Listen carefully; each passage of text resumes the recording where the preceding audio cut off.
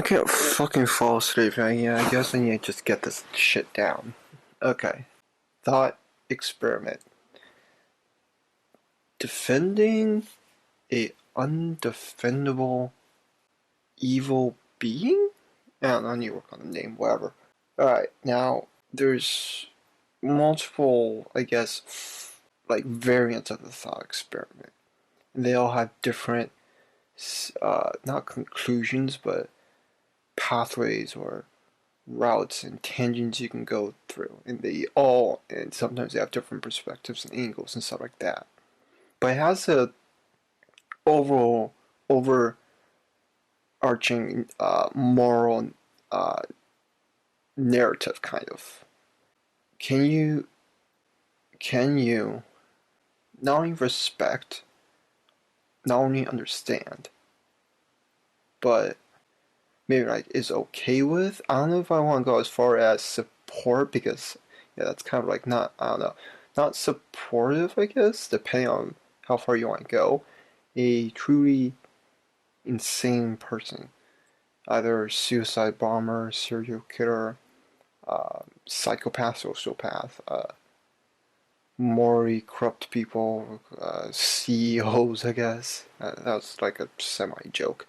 Um, I don't know, supervillains, anybody that you personally not objectively, subjectively think is evil, bad, either for moral, philosophical, or any other reason. Maybe it's because he doesn't agree with your moral philosophy.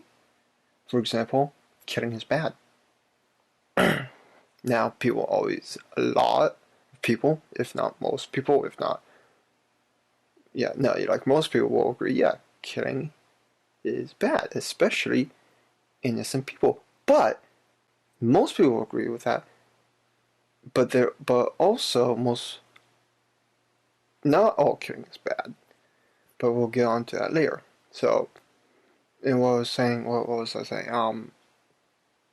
Yeah. So like that was an example of like it doesn't agree with your moral philosophy. Now, other examples, maybe it's hurting you physically. Maybe they're attacking you, or maybe indirectly, or maybe it just affected your life in an unforeseen way, either negative or not, or just something surprising. I don't know. Now, what kinds of bad guys can we use as thought experiment? Now, the one that I was thinking of before I started recording was just like a suicide bomber. Now, again, with a suicide bomber, there could be different sets or variations of this one.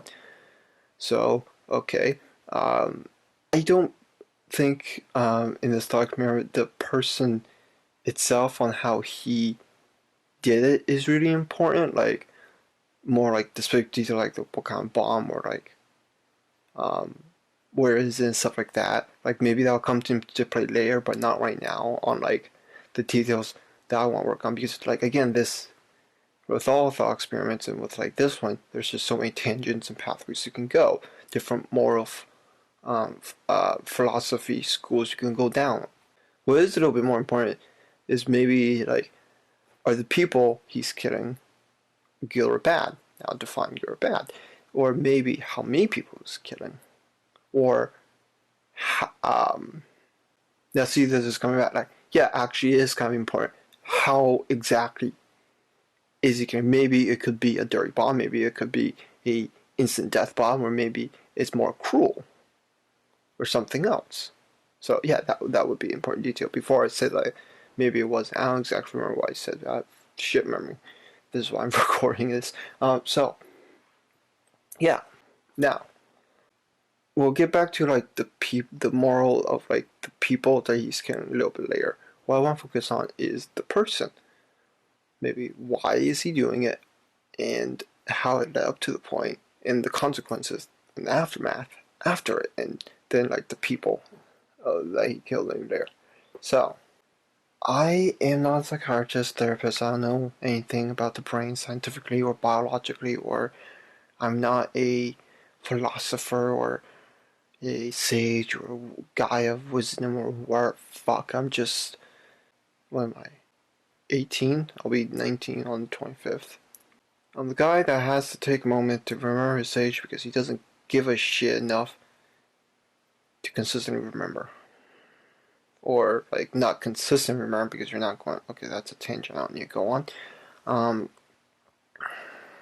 Yeah, I was saying, like, I'm not saying I'm an expert in any of these fields. Far, far, far from it.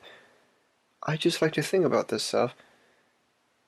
And maybe later, I would hope so I can correct myself on a few mistakes I may or may not have made. Because I don't know. Because weird effect. Now, saying that doesn't void me from the effects. I'm not saying that, okay, that I'm acknowledging the, the weird effect.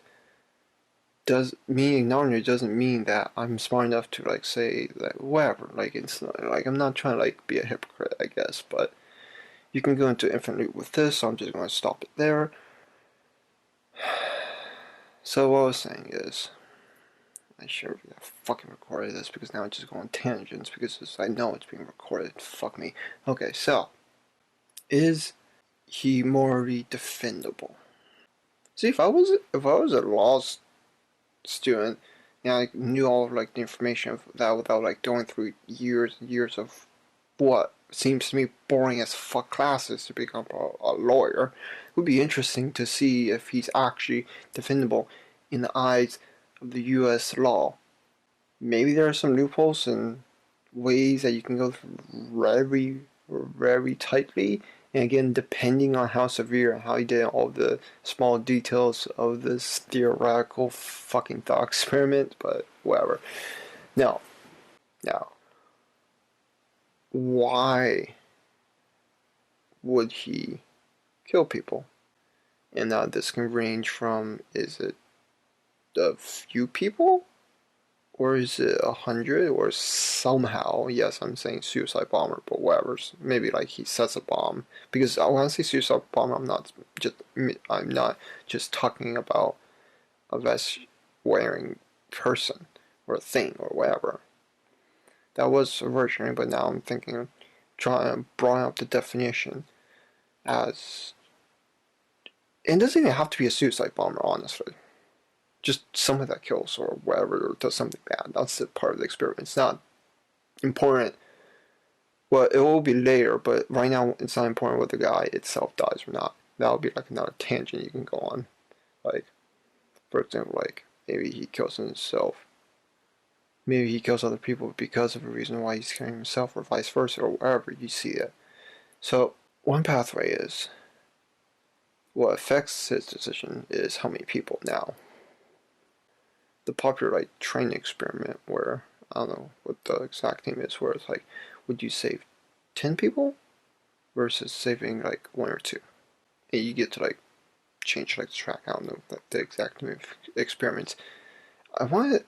It's not that I want to. Is want is like a strong word. Is so I'm going to use it even though it's not the full expression. Like I want to sound somewhat not intellectual because it makes me look like a dick more than I am already am, I guess. But like somewhat just I don't know, kind of what I'm talking about. Because like I don't exactly, but I also don't want to look like a complete fucking idiot because I don't remember the exact names of these experiments or names of people or whatever. Fuck. Sometimes I do like to MacArthur Weir, but sometimes I don't. I just say it. So that's another tangent. Yeah, I'm tired. So, wonder how big this recording is going to be. Yeah, would you save 10 people or 2 people? Now, most people would probably say you want to save the people, the more people, the people that like you want to have the less casualties as you want, as you can, right? And that is okay. And that in most situations, I think that is okay because unless if you have enough time where you can find out enough details and aspects of the full context to really have a decent amount of information to decide people's fates, and how much that'll like weigh on you and whatever. In most situations, yes, saving more people is okay.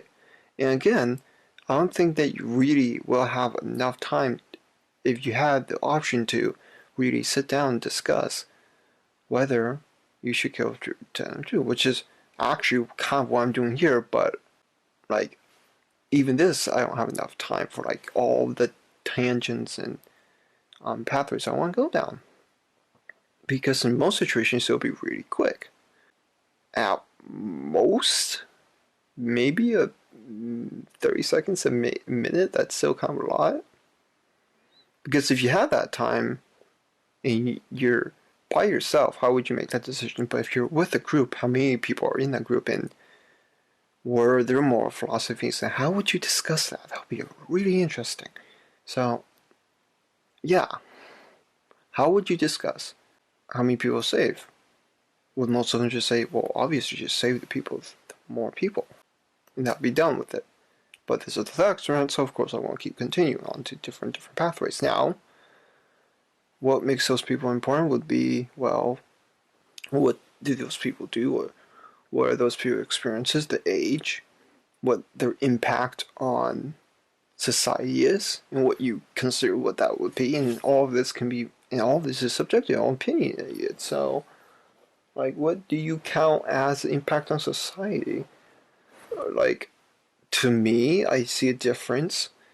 A guy that lives inside, watches Netflix and play video games all day, versus and maybe have a part-time job or whatever, you get the picture, versus a guy that maybe like works a 9 to 5 hour job and that maybe is less lazy and maybe like donates or put things in like the penny jars at like the grocery stores, whatever, when you have extra penny or whatever, or like when you just have extra time, you give a homeless guy, like versus that guy with like a more stable job, versus a entrepreneur that donates a lot of money to charities and that helps people himself and maybe runs businesses.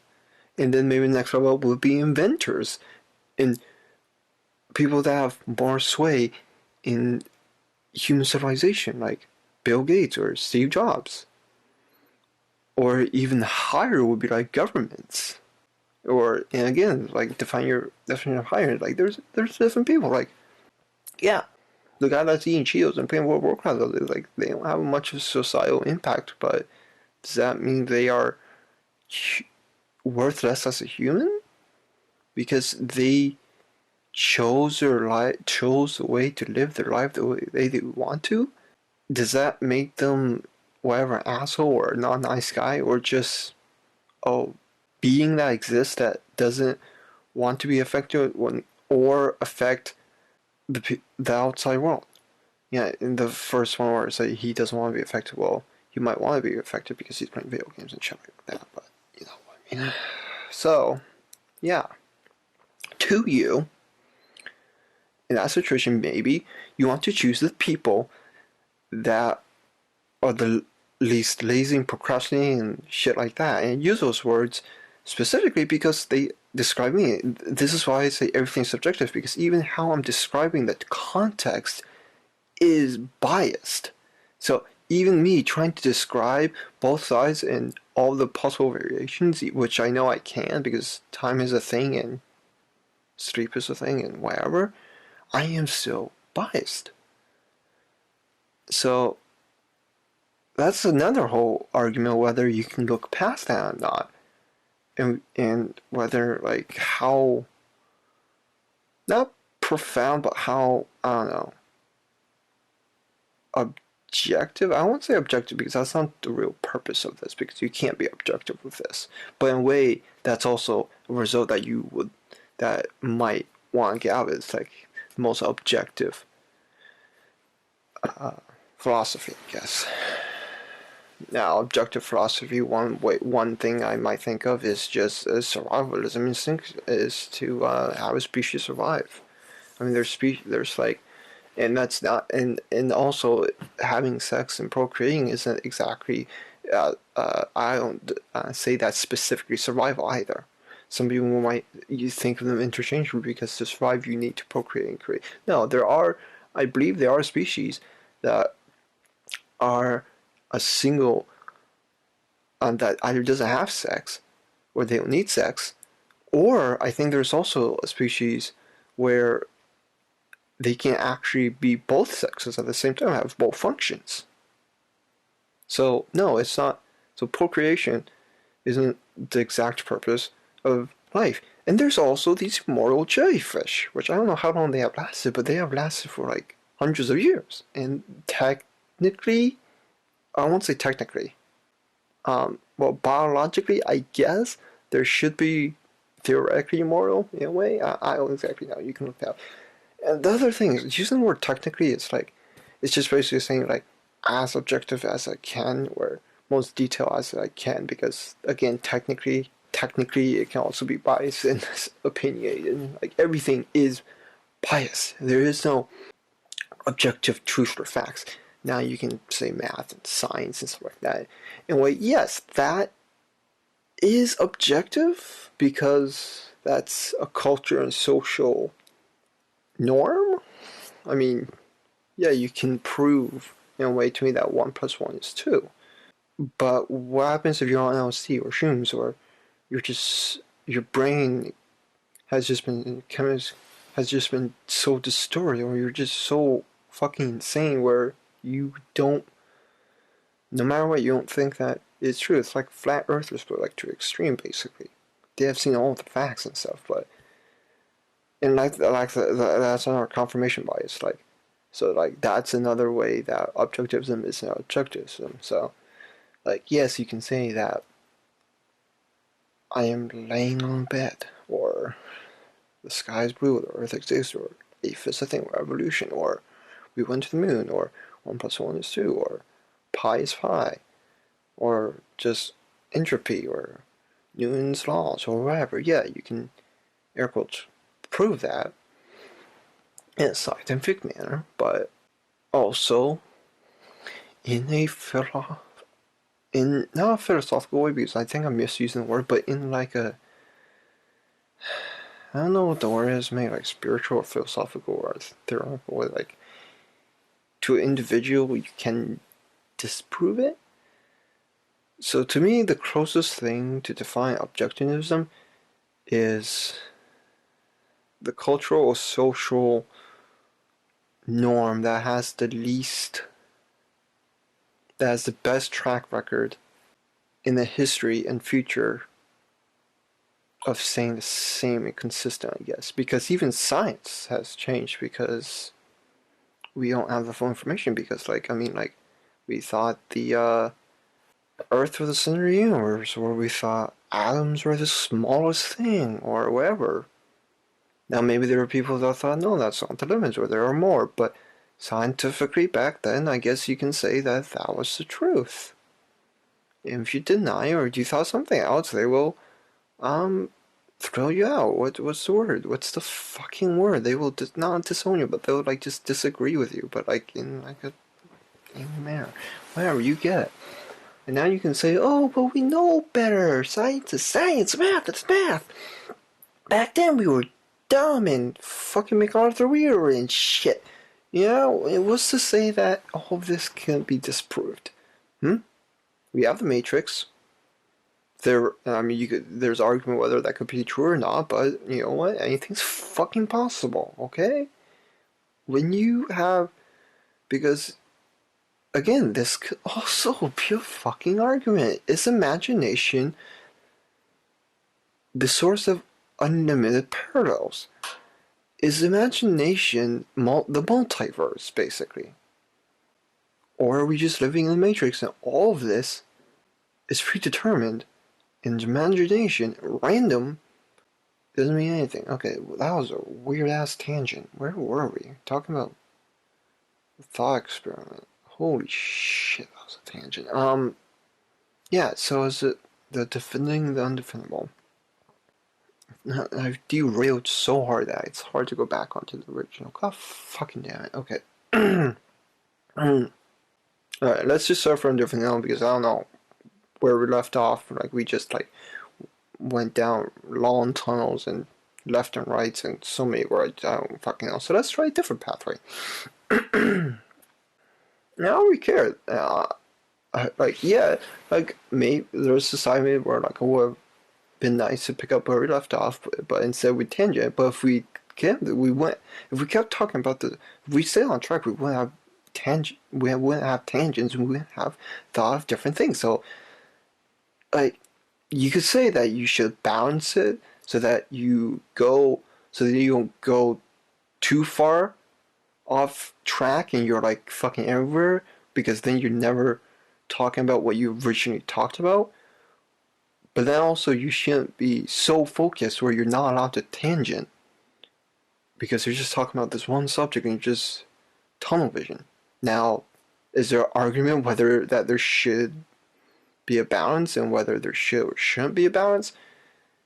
Yeah, you know what? Fuck that. I'm just going to let it be, okay? So, I tape these things, like, having the feeling that somebody, maybe or maybe not me, is going to listen to this. It's just going to be really hard, or really annoying, or really fucking easy and dumb to follow this. And this is just like, wow. Either this kid is a genius, or a fucking dumbass, or a retard, or it's just, wow. I'm so profound, I'm not profound. So wait a minute. I don't fucking know.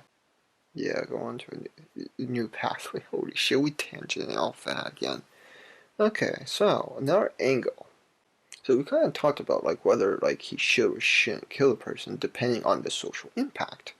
Not social. Again, social is not the exact word either. Like, it's a civilization impact, I guess. Because like it would be different if he blew up a building. Okay, let's just say like 10 people. That's kind of somewhat abstract until you like get up to like the thousands or hundreds of thousands or millions. So it's like 5 to maybe 50 wouldn't be mad, like I think around there. So a building of 10 genius entrepreneur civilization humanitarians and charity loving fucking humans versus rapists, serial killers, murderers, fucking corrupt white people black shooting bitches, and like pedophiles and stuff like that. Yes, personally, I think there would be a good and a bad, and and if you have the decision, you should decide. But there's also like the outlook of that. Oh well, 10 people died anyway, so it's all bad. Yeah, sure. That's because you you say that because you support life. You want everybody to live. You want everybody to prosper and have peace, and everybody should have the chance to live their life the happy in the way they want to, and to be happy in their life, and to be spiritually centered and have love and experience life and mature and shit. Well, you know what? Some people just want to see the world burn. Okay? When you have freedom, real freedom, when I say real freedom, I don't mean like I know what real freedom is. I'm just like saying that for like effect, I guess. Like real freedom as in like what we basically have now. Kind of. I don't know how to define it. Like, it's just like, oh God, real freedom. Because if anybody can do anything that they want, like if you see that's real freedom, like the definition of freedom is to do wherever you want, basically, right? I'm not going to look up inside the dictionary right now. Like there's different versions of freedom for me. There's different versions of like everywhere, and I'm just saying for like not just freedom. Like that's how it works in English, not English, but just life itself, I guess. Freedom is to do whatever you want. So if you want to do whatever you want, you basically be God. What I mean by that is omniscience, omnipotent, whatever, time travel, whatever the fuck you think of. Or the other version of freedom is that you aren't a slave, I guess, or aren't in prison. But then I guess you have to define what prison is, because some people would think that, well, Mel Bars is prison, but Maybe a castle can be the prison. You was depends on the girl with the long hair. Not bars. And she's rich and she's a princess. Well, still prison. Yes, I know it's because of like the evil way, but that's not the point. Or maybe a 9 to 5 hour job. Yeah, you get to eat whatever restaurant you want that you can afford. You get to choose who you mate with, if they find you attractive. You get to choose what products you buy depending on what's cheapest or what you want, like the effects and stuff. Or you get to choose how you walk, just not where cars drive, or just not where people are walking. You get to choose what Netflix show you get to watch if it wasn't taken down already, or if they suggest it to you and it looks, or the poster card looks interesting to you. So yeah, you might think you have freedom of choice, but you also don't. Whatever. Another freedom, I can't think of another freedom. Hold on. Yeah, I can't rethink. But you get there's like you can redefine freedom, and it's all subjective. So yeah, what was the original topic again? See, I tangent so much I forgot. See, this is the bad effect of tangenting too much. Because like you sometimes want to talk about the thing you originally talked. Yeah, so the freedom of in society with freedom, because like America says like they're a free country, whatever the fuck that means. New Hampshire model or whatever thing is live free or die. Like, is that a threat? No. So when you say you want people to be live free, that's because you're saying that it's because we went through war, civil war, slavery, and and the cultural medium of like just comic books and stories and movies and whatever, and like you have your own definition of freedom, and you think that everybody deserves it, and you have your own definition of happiness and prosperity and peace, and you want everybody to have that. You want to live in a world where we live in peace, a utopian of sorts, and you want happiness and freedom. Well, in this theoretical utopian of yours, you are the one that decides. Whether you think about it or not, you are the one that decides that you want happiness and freedom, or whatever configuration in this utopian world you want to exist. Now, maybe you don't want freedom and that'll be a different world. Maybe you don't want happiness. Maybe you want to make it hell. Maybe that's a utopian for you. It's my definition of fucking hell. Or vice versa. Whatever.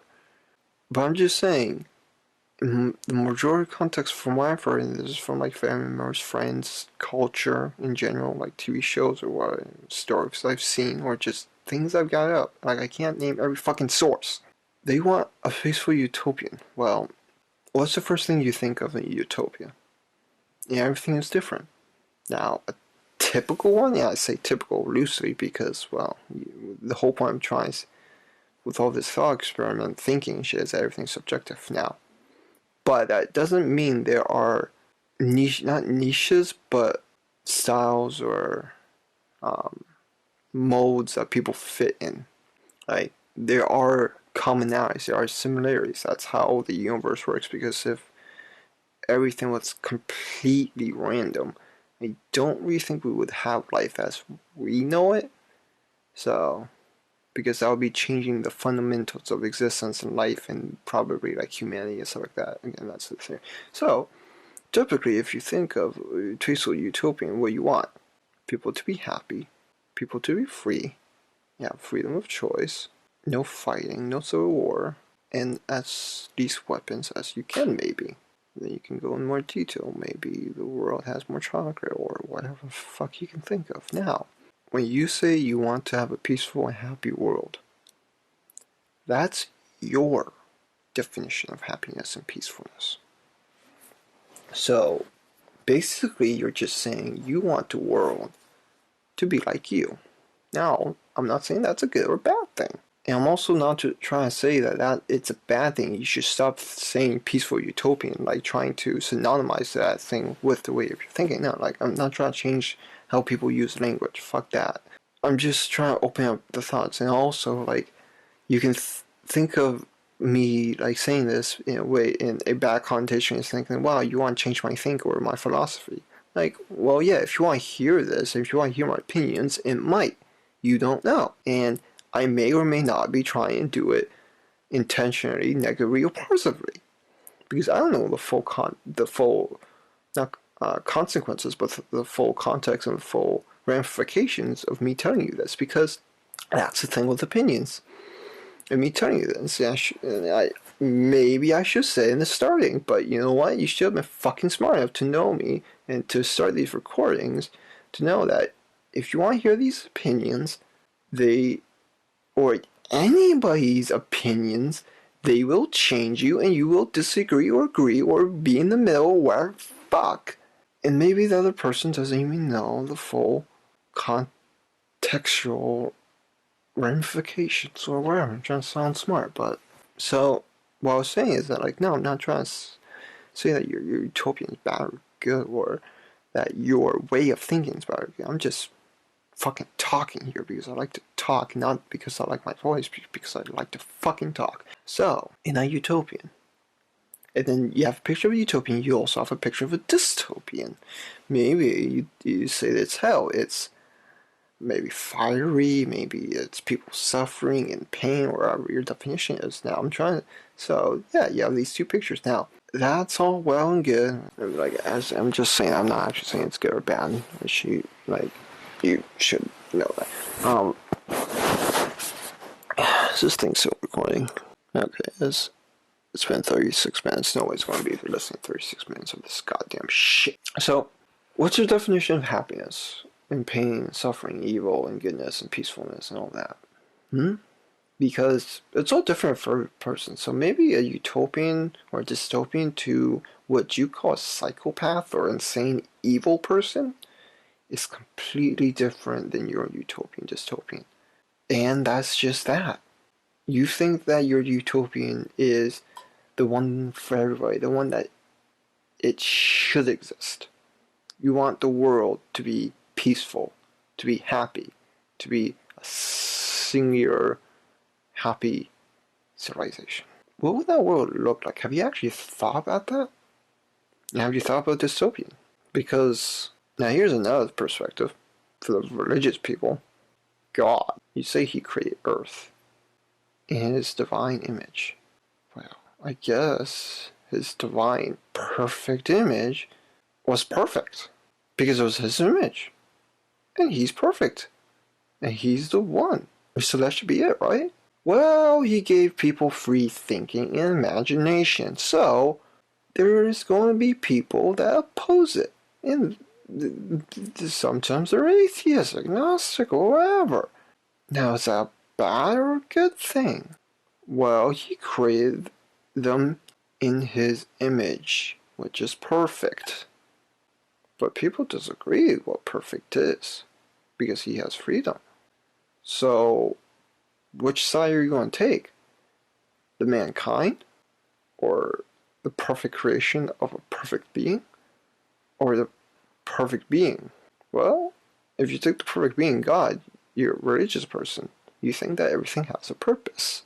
And all this isn't supposed to be like bad or negative. It's what I think in my religion. It's what I think religion is in my image. For me, it could be completely wrong. Maybe somebody should teach me more about religion. Maybe I should learn more about religion. That's my fault. Because this argument doesn't actually make a lot of sense now to speak it now. Yeah, see, this thing that sometimes happens. I just go down the thought experiment, and well, the thought experiment itself can be flawed because I might have first thought that well, since it's a thought experiment, there is no wasted time or bad things because you'll learn something that'll get out of it. Well, in a way, yes, but also in a way, there can be a flawed thought experiment where like it doesn't get you anywhere because either you're just too confused or there's just too many variables for you to really get anything out of it, or it's just completely dumb, or it's just like it just fell apart in the middle for whatever reason. So yeah, I kind of just did that now. There wasn't really much purpose for that previous one. So I think what I was trying to get at is that like Earth is a utopian of God's image, and yet for us it's not really. It's more in the middle. It's not dystopian. It's not complete hell. We're not in a nuclear war zone, which may or may not be a good or bad thing, because maybe God just thinks we're just toys, and from our perspective, it would be more fun or entertaining if we were at war. So for him, it would be a good thing in a way because it's entertaining. Now, this is by projecting our, when I say our, me more specifically, or humans or me, perception of entertainment. Maybe he doesn't think that's entertaining, so because he's a divine being or whatever. But that's just like the thought, like or maybe he does, because so there you go. So yeah, everybody has a different perspective and view on peace.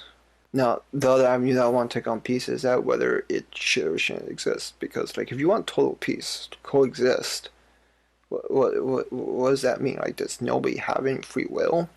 Like, is there, like, a line? Is there a balance? Or is it just you have peace and you have order? Or you don't have peace, yet you have freedom? Now, I'm trying to think, is there a balance? Or do you have complete freedom? You can't have peace. No, I think for humanity, what we are right now, we're kind of in the middle in a way. Because, like, everybody's not, like, killing each other like Islam, like, The Purge. What would happen if, like, it's The Purge, but, like, 24/7? Like, would civilization just, like, fucking work at that point? Like, it'll probably just, like, find its way to force to. Or, like, it'll be, like, Max Road or something.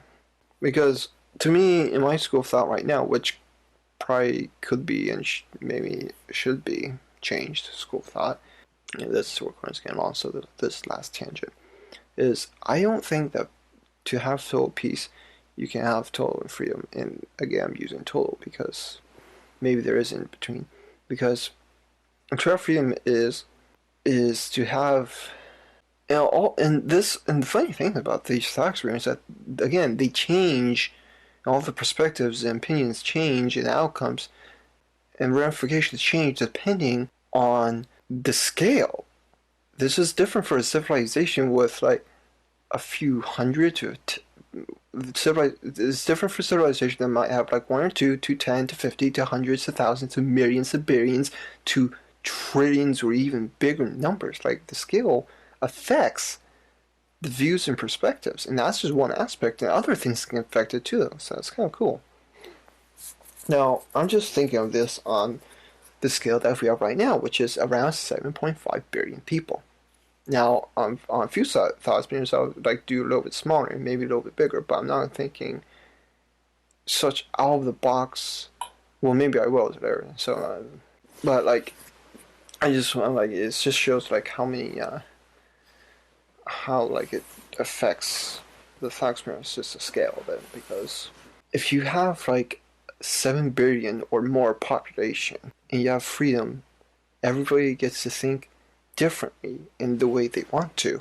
You're going to have conflictions unless if you find a way to have freedom and peace and people to imagine different things, but to align it in a certain way. Now, align it to your perspectives or align it to just something. Because to have complete freedom and complete imagination, everybody to get to think differently, is basically chaos. And you can't control that. Because if you do, it's going to be you're going to add a little bit of order. Now, it's just a question of like how much order do you need to get to complete dictatorship way in dystopian. But here's the thing. Well, what I'm trying to figure out is that completely any order or any type of trying to like align or shape, mold, freedom, imagination is like there is no binary. That's what I'm trying to think about.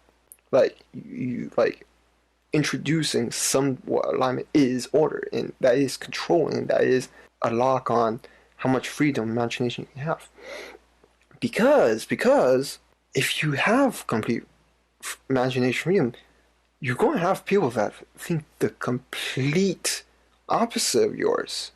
And for one person, maybe giving a charity, maybe helping humanity forward, maybe being a nice guy, maybe having chivalry, maybe being nice and not so emotionally unstable, or maybe just wherever you think definition is good. And the opposite would be somebody that think killing is fun. Life and death is nothing.